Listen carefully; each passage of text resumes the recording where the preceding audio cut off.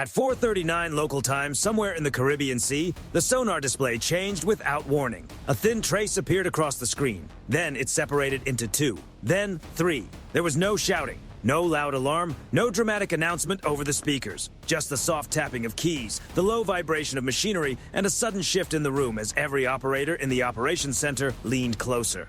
New contacts. Bearing 217, below the thermal layer. The atmosphere changed instantly. Chairs stopped moving. Conversations ended. A watchstander froze halfway across the compartment. Everyone understood the same thing at the same time. This was not background noise. It was not marine life. The sound was too clean, too organized, too controlled. The contacts moved slowly across the display, quiet enough to stay hidden, but steady enough to matter. 3 separate returns, each one at a different distance, yet all moving with the same purpose. On the bridge, the captain did not raise his voice. He didn't need to. Hold emissions. Log everything. Below decks, the undersea tracking team narrowed its focus. Passive sonar only. No active signals. No unnecessary transmissions. The ship stayed quiet, listening instead of speaking, letting the ocean reveal what it could. Above the surface, the sea looked peaceful. Flat blue water, calm air, nothing unusual. But below, the water was divided into layers. Warm water near the surface, cold water beneath it. A natural curtain where submerged vessels could disappear. And now something was using that curtain. Contact 1 held steady at 5 knots, Contact 2 matched the speed, Contact 3 adjusted depth. The spacing formed a pattern, not random, not accidental, a wide triangle slowly tightening. Whoever was down there knew how to move, they knew how to wait. Minutes passed, the ship maintained course, no sudden turn, no increase in speed, nothing that would reveal concern. To anyone watching from far away, it was just another naval vessel on routine transit. But beneath the surface, it was being measured. Closest point of approach decreasing. The words landed heavily in the room. CPA was not just a number, it was distance against time, control against uncertainty, margin against mistake. On the display, the range rings tightened little by little, 1/10 of a mile. Then another. The contacts did not rush. They did not scatter. They slid through the water with discipline, each one holding position, adjusting only enough to keep the geometry intact. This was not curiosity. This was positioning. A sonar operator marked the track history, his fingers steady even as tension built behind his eyes. The lines on the screen told their own story. Small course corrections, careful depth changes, movement timed around the ship's own propeller noise. Someone below was testing the edges, searching for blind spots. Recommend helicopter on standby. Negative, the captain answered immediately. Not yet. Launching too soon would change the balance. It would show awareness. It would push the moment forward before the full picture was clear. For now, the advantage was silence. Another update appeared on the screen. The acoustic library had begun its comparison cycle. Matches pending, confidence increasing. No names yet, no flags, only data, frequencies, blade rates, machinery tones buried deep under the thermal layer. The ocean does not lie, and neither do machines trained to listen carefully. The triangle tightened again. Contact 2 drifted slightly higher. Contact 3 slowed, then matched. The lead contact held steady, guiding the shape forward. It looked rehearsed, the kind of movement practiced in simulators and refined in deep water, far from witnesses. On the bridge, the surface picture remained empty. No wakes, no radar returns. Nothing visible to explain why 3 unseen holes were closing beneath the ship. CPA now under 3 miles. That number changed the room. At this range, there was little room for misunderstanding. One wrong move below, one misread action above, and the calm water could turn into something far more serious. Still, the ship did not react. Speed remained constant. Course remained unchanged. The log filled with bearings, depths, timestamps, and track updates. Every entry was quiet, precise, controlled. Then something shifted. Contact 1 made a subtle adjustment. A brief rise, only a few meters, but enough to sharpen the return, enough to cut through the thermal layer for a moment longer than before. In the operations center, heads turned. That was deliberate. Whatever was below had just leaned closer. Not enough to openly challenge, not enough to communicate, just enough to be noticed. The captain exhaled once, slow and measured. All stations maintain. We're being watched. No one argued. No one asked by whom. The answer was forming on the screens, line by line, frequency by frequency. 3 contacts, tight formation, closing geometry, no heavy signatures, just discipline, speed, and intent. The ship kept moving forward. No burst of speed, no turn to break away, no visible reaction. Ahead, the ocean remained a flawless sheet of blue, revealing nothing about what was unfolding beneath it. Below the thermal layer, the three contacts settled into rhythm. Contact 1 maintained 5 knots, Contact 2 matched, Contact 3 held depth. The pattern was steady and patient. In the operations center, the plotting table filled with time-stamped marks. Bearings moved inward by degrees, not jumps. Whoever was down there was not rushing the encounter.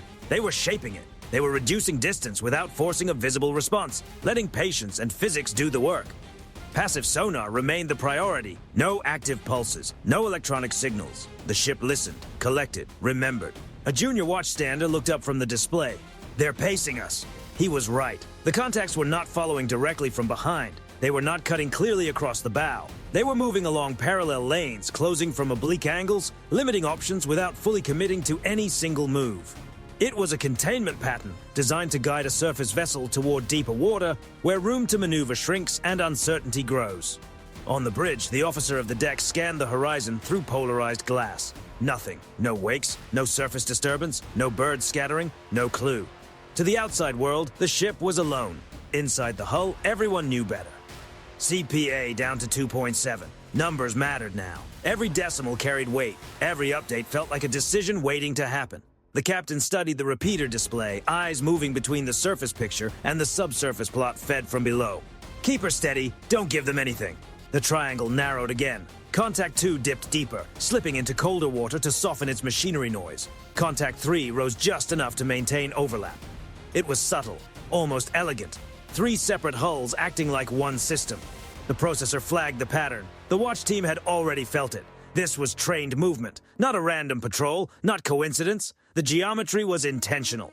Another line of data appeared as the library narrowed its comparison window. Blade count aligned, harmonics stacked. The margin of error got smaller, nationality confidence increasing. No announcement followed. No one needed one yet. In that moment, the ship did not care who was below, only how close they were willing to come and what they were capable of doing next. The sea stayed silent. Above, sunlight flashed across antennas and painted steel. Below, the warm water curtain continued hiding the watchers from the watched. Until it didn't. Contact 1 made another correction. A sideways movement measured in meters, not miles. It was the kind of move designed to test reaction without forcing it. Nothing changed topside. No visible response, no course adjustment, no sudden signal. The ship refused to acknowledge the probe. That refusal said more than any active signal could. CPA now 2.4. The number seemed to hang in the air. At this distance, timelines compress. Options narrow. A submerged vessel does not need to act aggressively to create risk. Proximity alone is enough, especially when 3 hulls are moving in the same piece of ocean. In the operations center, the supervisor leaned closer. If they tighten any more, we're inside the comfort zone. But comfort zones at sea are fragile things. There is only control, and the moment control starts slipping. The captain's voice came down from the bridge, calm and exact. "Stand by for maneuvering orders." Not yet. He was buying time, letting the picture mature, letting the other side decide whether this remained pressure or turned into something else. Another update arrived. Contact 3 slowed by half a knot, then matched again. The triangle reshaped, drawing its forward point closer, surrounding without crossing the invisible line. Restraint with teeth. Then the acoustic library returned a near-final match. The confidence bar climbed, signatures aligned with possible Venezuelan profiles. Still, nothing changed above the water. No public gesture, no dramatic move, no statement. Identification changed nothing in the moment. The rules stayed the same. Maintain course, maintain discipline, record everything. The ocean does not care about borders or intent. It only cares about mass, motion, and distance. And right now, all 3 were converging. CPA now 2.1. Silence followed. Not fear, not confusion. The kind of silence that fills a room when everyone understands what comes next, even if no one says it out loud. Below the thermal layer, the triangle kept closing. Slow, patient, precise. Above it, the U.S. naval vessel moved forward as if nothing unusual was happening, and that made the water beneath it feel even quieter. Then the ocean blinked. For a fraction of a second, the sonar picture changed. Not slowly, not subtly. One of the contacts sharpened, its outline suddenly bright against the noise floor. The thin, passive trace that had been almost invisible became clean and unmistakable. Active energy. In the operations center, nobody spoke. They did not need to. Contact 1 had just gone active. That single moment changed everything. Active sonar was not a direct engagement. It was not a use of force, but it was a declaration. It traded stealth for certainty. It gave up anonymity in exchange for a clearer picture. And in doing that, it revealed far more than it gained. The ship did not flinch. Within milliseconds, systems reprioritized. Filters adjusted, recorders locked onto the signal. What had been fragments now snapped into a complete acoustic fingerprint. Frequency bands, pulse intervals, power curves, a signature that could be catalogued, replayed, studied, and recognized anywhere in the world. The submerged vessel had stepped into the light. "Confidence now high," the acoustic supervisor said quietly. "We have him." The triangle faltered. Contact 2 broke pattern first, changing depth in a hurried correction. Contact 3 hesitated, then tried to compensate. Its propeller noise rose briefly as it worked to regain spacing. The geometry that had taken so long to shape began to unravel in seconds. Underwater, mistakes can travel fast. On the bridge, the captain did not look surprised. He had been waiting for the moment. Patience on one side outlasted discipline on the other. "Launch the helicopter!" The order was calm, almost routine. On deck, the aircraft came alive. Tie-downs released, rotors turned. The helicopter rose smoothly into the Caribbean air without drama, without warning, without spectacle. Below, the sonar display filled with data. Active returns bloomed across the screen as the contact's own signal reflected from the ship, the seabed, and most importantly, from the other nearby contacts. The ocean answered with echoes they could not take back. Multiple returns confirmed, all 3 contacts exposed. The decisive mistake was not simply the active pulse, it was everything that followed. Contact 1 tried to return to quiet movement, but the damage had already been done. The acoustic trail was complete now, stitched together from hours of patient listening and seconds of clear emission. Contact 2 increased speed, giving up stealth in an effort to open distance. Contact 3 turned sharply, its depth change aggressive enough to make it easier to track. 3 contacts, 3 different reactions, 1 result. They were all being followed. The helicopter reached station overhead, its sensors already guided by the ship's data. Sonobuoys dropped into the water in a clean, efficient pattern. No rush, no excess. Each splash marked another thread in the net forming beneath the surface. The ship remained steady. Course unchanged. Speed unchanged. It did not chase, it did not provoke. It simply held position while the picture became undeniable. Contact 2 maneuvering away. Movement without surprise is just noise, and noise can be tracked. The acoustic library updated in real time, refining each profile, removing uncertainty piece by piece. Blade counts, shaft rates, transient sounds. Every detail logged, time-stamped, and preserved. This was not only about the current encounter, it was about every future moment when those same sounds might appear again. Below the thermal layer, there was no triangle anymore. Only separation. Contact 2 moved away first, speed rising beyond anything that could be mistaken for routine transit. Contact 3 followed, abandoning its lane and leaving the formation behind. Contact 1 lingered, caught for a moment between pride and caution. That pause cost it more data. CPA increasing, all contacts turning away. The captain nodded once. He did not smile. This was not celebration. It was control. The helicopter dropped lower. Sensors swept, recorders captured everything. The message was clear without ever needing to be spoken. You are seen, you are known. There is no longer a place to hide here.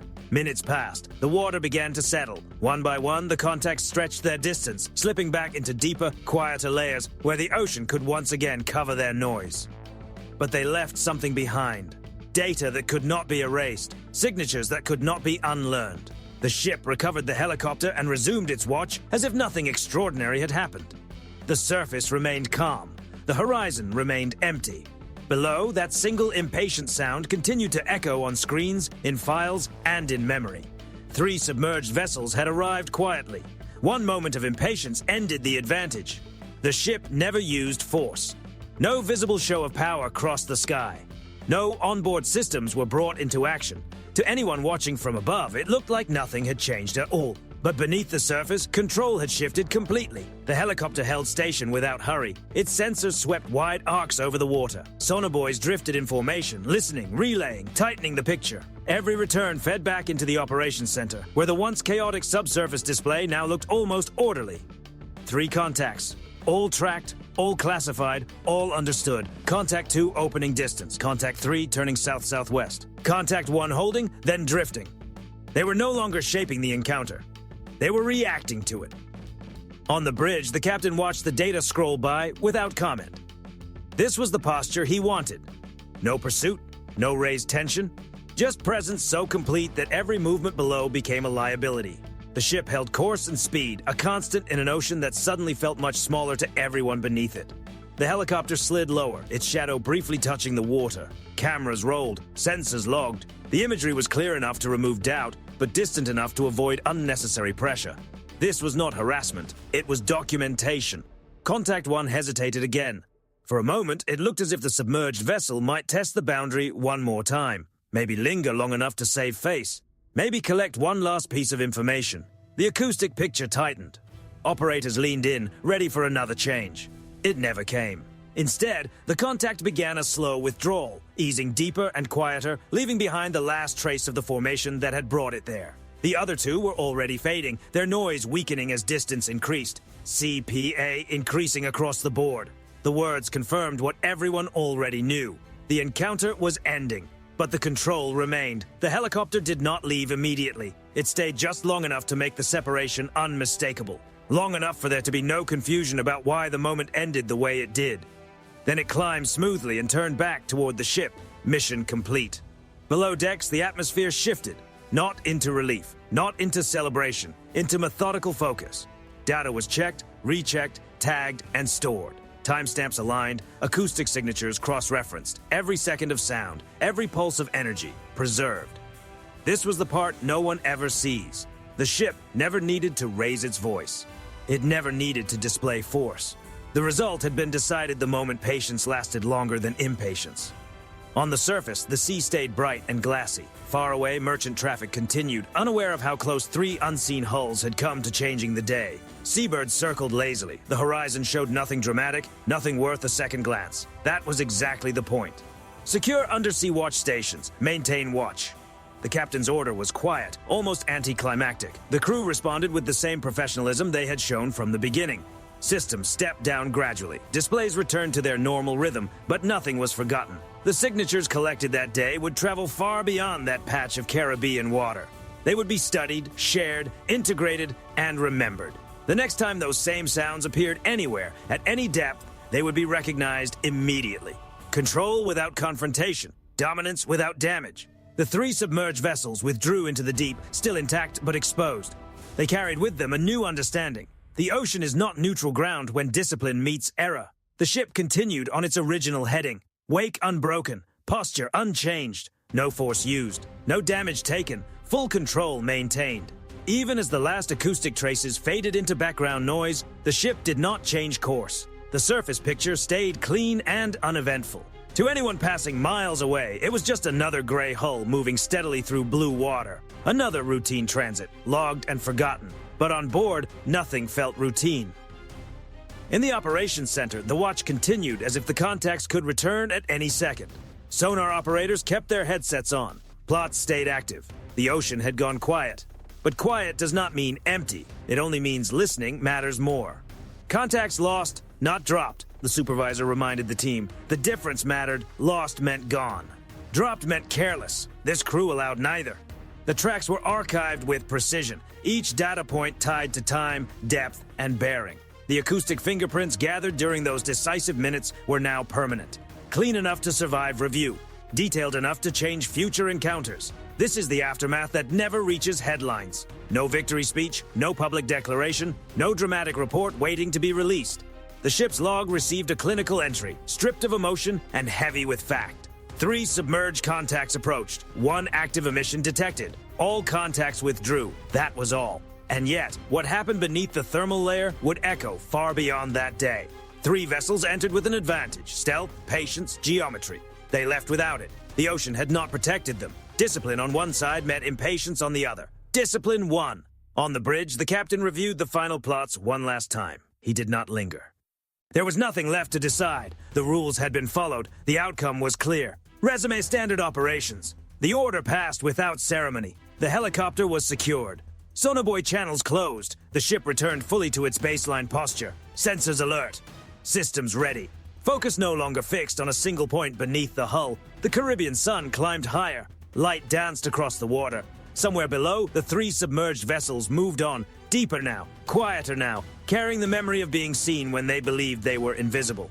They had not lost a vessel. They had taken no visible damage. But they had lost something harder to replace: anonymity. From that moment forward, their acoustic signatures were known. The next time they appeared in the data, whether in the Caribbean or far across the world, they would not be mysteries. They would be familiar shapes in a library built through patience, restraint, and precision. That was the real result of the encounter. No dramatic scene above the water.